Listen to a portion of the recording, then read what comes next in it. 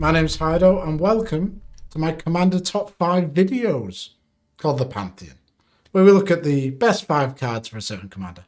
And we've entered Strixhaven, so without further ado, let's have a look at one of the new legendaries. Osgir, the Reconstructor. 4 mana, pretty decent, not too expensive. It's what you want out of a commander. And also you're in red-white, so you're not going to be ramping all too much. But let's get to his abilities. And it does please me to see that Boros is getting something that isn't really about attacking. However, there is still a bit mixed in. So he has Vigilance and pay 1, sacrifice an artifact. Target creature you control gets +2 per so until end of turn. And then pay X and tap, exile an artifact card with mana value X from your graveyard. Previously this was called Convert Mana Cost. Create 2 tokens that are copies of the exiled card. Activate only as a sorcery. And he's a 4/4, so maybe we will do some attacking. Now, the first thing that comes to mind with this deck is eggs. Little hard-boiled eggs. Or maybe chocolate eggs. It's Easter time, so why not? And moving on from that, let's have a look at our number 5 card. I might have just given it away, but it's Chromatic Star and the Star sort of family. So for 1 mana, you get an artifact. You can pay 1, tap it, sacrifice Chromatic Star, add 1 mana of any colour. When it's put into the graveyard from the battlefield, draw a card. So it goes into the graveyard. You can use your commander to tap him, get 2 copies of this, and then sacrifice it. You're not losing out on mana because it makes mana, and you're drawing 2 cards. Nice bit of card advantage in Boros. Interesting. There's also a couple of other cards that we can do this with. Mishra's Bauble, 0 mana. Sacrifice Mishra's Bauble. Look at the top card of attack player's library. Draw a card at the beginning of next turn's upkeep.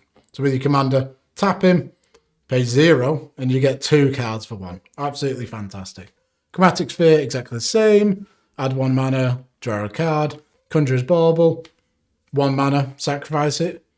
Something slightly different. Put up to 1 tag card from your graveyard at the bottom of your library, draw a card. To go along with these, we've got a couple of other things we could use. Grinding Station is a 2 mana artifact. Sacrifice an artifact. Target player puts the top 3 cards of his or her library into his or her graveyard. Whenever an artifact comes into play, we may untap Grinding Station. Excellent card. We can use this early on ourselves to mill ourselves, get a lot of nice little artifacts into our graveyard. Late game, possibly, we could mill our opponents out with it. Then Ica Wellspring, 2 mana artifact. When it enters the battlefield or is put into the graveyard from battlefield, draw a card. Wonderful. And then Salvaging Station, which goes very well with all of our little trinkets. 6 mana, return target non-creature artifact with converted mana cost 1 or less from your graveyard to play. Whenever a creature is put into graveyard from play, you may untap Salvaging Station. This can get some excellent use, especially if we're wiping the board or something like that. Number 4. What are we looking at? Lotus Bloom. Excellent little card, and one that's just come out as a buy box promo, as you can see here, from Time Spiral Remastered. So spend 3 means that rather than cast this card, you can pay 0. Exile with 3 time counters on it. At the beginning of your upkeep, remove a time counter. When the last is removed, cast it without paying its mana cost.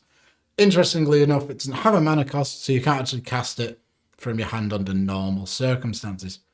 Then, sacrifice Lotus Bloom, add 3 mana of any 1 colour. Absolutely fantastic effect. And the great thing is, with our commander, you can tap our commander, pay 0, exile this, we get 2 Lotus Blooms onto the field. Instantly making us 6 mana. That's absolutely massive ramp. And you could easily cast your Bosch Silver Golems or other such things. To go along with this, we've got Jeweled Lotus, 0 mana for a sacrifice Jeweled Lotus. Add 3 mana of any 1 colour. Spend this mana to only cast your commander. This is pretty weak. I mean, if you're playing against a lot of removal, this is an excellent card because, we'll be able to cast the commander over and over again with all of the commander mana that's flying around. Then there's Lotus Petal, which costs 0. Sacrifice Lotus Petal. Add 1 mana of any 1 colour to your mana pool. Absolutely great. Nice bit of ramp in Boros. Woohoo! Then Lion's Eye Diamond, which is incredibly expensive, and honestly, I don't expect you to really be playing with this. Sacrifice Lion's Eye Diamond, discard your hand, which fills your graveyard. Add 3 mana of any 1 mana colour. Brilliant. Now, moving on to number 3. We've got Goblin Engineer. A 2 mana 1/2. When it enters the battlefield, you may search your library for an artifact card, put it into your graveyard, and then shuffle your library. And pay a red, sacrifice an artifact. Return target artifact card with converted mana cost 3 or less from your graveyard to the battlefield. Now this is a wonderful card. It's a tutor and a reanimation. And as you've seen, a lot of our artifacts are very small, so we can bring them in and out of play, draw some cards. Wonderful. To go along with this, we've got Doretti Scrap Servant, or Savant, if you actually want to pronounce it correctly. A 4 mana planeswalker that has +2, discard up to 2 cards and then draw that many cards. -2, sacrifice an artifact. If you do, return target artifact card from your graveyard to the battlefield. The ultimate has some absolute nonsense where you just keep getting back your artifacts every single turn, which works fantastically in this deck as we're playing a lot of eggs. Then we've got Goblin Welder, a 1 mana 1/1. Then you can choose target artifact the player controls and target artifact card in that player's graveyard. If both targets are still legal as this ability resolves, that player simultaneously sacrifices the artifact and returns the artifact to the battlefield.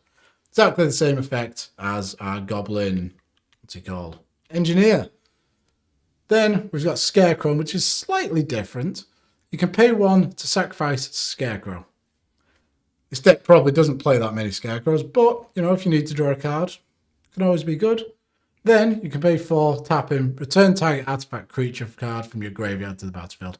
Nice little reanimation spell on a stick.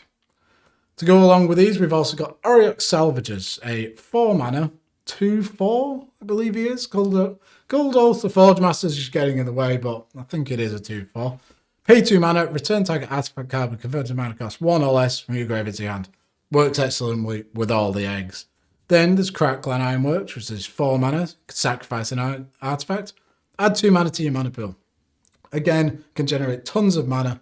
You can play your Bosch Iron Golem. You're having a great time. Then there's Kuldoth, the Forge Master, who's blocking everything in his way. 5 mana for a 3/5. Sacrifice 3 artifacts, search your library for an artifact card, and put it onto the battlefield. Brilliant to find your key win conditions. Absolutely great. Which brings us on to number 2. In at number 2, we've got Stonehewer Giant. Now, I did say, Boros, finally we can do some non-attacking, but this commander's too cool with equipment, so I had to put this near the top. So 5 mana for a 4/4 with Vigilance. Can pay 2 and tap him, search your library for an equipment card, put it onto the battlefield, attach it to a creature you control, then shuffle your library. So with this, we can tutor up any equipment in the deck and put it straight onto our commander. And then, if they manage to remove our artifact or we sacrifice it, we can bring it back using our commander's ability. So what are we going to be searching for? Maul of the Skyclaves is a 3 mana artifact equipment. When it enters the battlefield, attach it to target creature you control. So, if our commander brings this back for 3 mana, instantly you can put it straight onto your commander, making him an 8/8. Quite cool. Sadly, you can only do it at sorcery speed. I did have visions of attacking in and then before blockers, bringing back 2 of them and making it into a massive flyer, but Wizards hates fun. Then we've got Lightning Greaves, absolute classic. Protect our commander, allow him to activate straight away. And then Scythe Claw, which is a 5 mana living weapon. Quick creature gets +1/+1. Whenever a quick creature deals combat damage to a player, that player loses half their life rounded up. So when we bring back the 2 tokens, this generates 2 tokens, making 2 2/2s that half everyone's life total if they hit them. Really, really cool. Which brings us to our number 1 spot. And it goes really with the egg sort of theme that we're going with the deck. It's Second Sunrise. An absolute staple of Magic.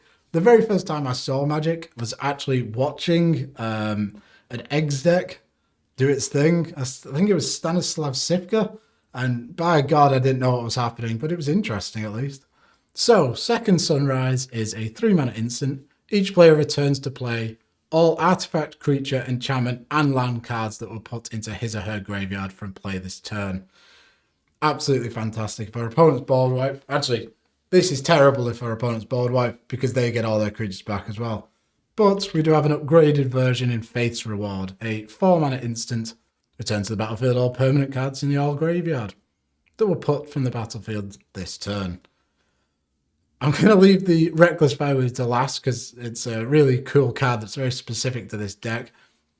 Gerard Weatherlight Hero, I think he is a human soldier with first strike. When he dies, exile it and return to the battlefield all artifact and creature cards that were put into the graveyard from the battlefield this turn. Again, another nice solo reanimation spell. And then Reckless Fireweaver is a 2-mana, I don't know. Whenever an artifact enters the battlefield under your control, it deals 1 damage to each opponent. So, if we can constantly be bringing our artifacts back over and over again, we can just ping our opponents to death. And that is the 5 best cards for this brand new commander that I could find, at least. If you've got some other suggestions, please do tell me. I'd really like to hear. And with that, I'm going to say goodbye. If you'd like to subscribe, I'm going to be making a lot more content like this. I really like investigating into commanders, and Strixhaven seems to have created a bunch of new commanders, so I'm really excited to dig in and see what we can find. So, with that, goodbye.